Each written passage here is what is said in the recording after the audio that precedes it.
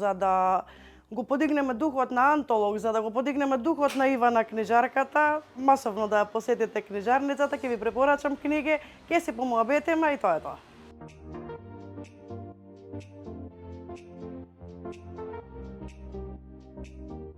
Ние се пребројуваме се уште, никако немам точна бројка во овој момент, од тоа што сега можам да ти кажам.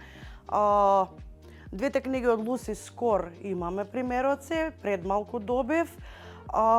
Кралот на планината, тоа ми е еден од омилените трилери, добив од него. Историја на пчелите, Синевина имаше. Двојник имаше од Достоевски, затоа што Антолог е издавачка куќа која што години наназад дава акцент на класиците.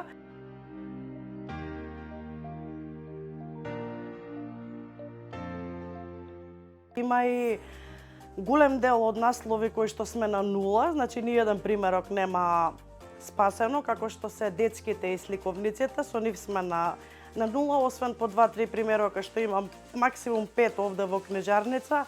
Исто имам информација и за понижени навредени од Достоевски, дека само тоа што е останато е тука во книжарница, друго нема ништо.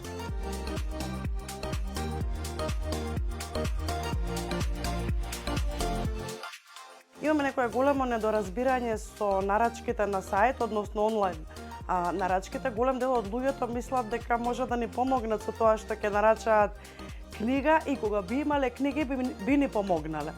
Меѓутоа ние во моментов немаме возила, немаме никаков начин да ги испратиме книгите затоа што немаме книги прво и основно, значи се што оди во моментов на сајт би било донација и поддршка од ваша страна. Во моментов сајтот е отворен за донации. Има луѓе кои што ми се јавија телефонски и ми рекоа дека ќе ги чекаат книгите кога би ги имале, меѓутоа уште едно нешто што не можам да го кажеме во моментов кога би ги имале и дали воопшто би ги имале. Како што рече и Жарко, 27 години труд и работа беа во тој магазин, значи сите книги што ги имав ми од пред 27 години веќе ги нема.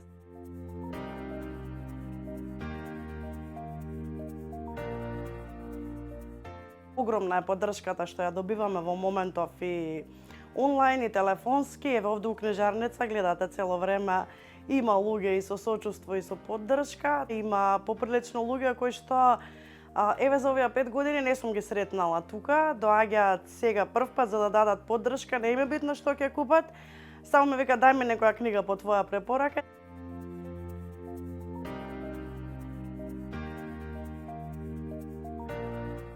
Од мене препорака не за лето, не за зима, него за секој период од годината, од детските изданија, неверојатната приказна за Џиновската круша.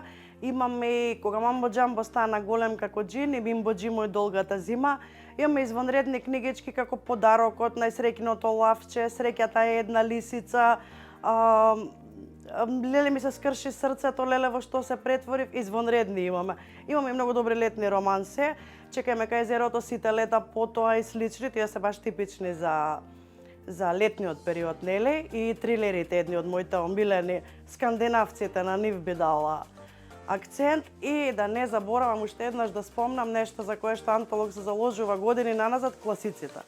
Значи од Достоевски, Чехов, Меша Селимович, Иво Андрич, осе имаме по нешто. Тука сега имам нешто, ама ќе се преброиме пак што е останато и колку.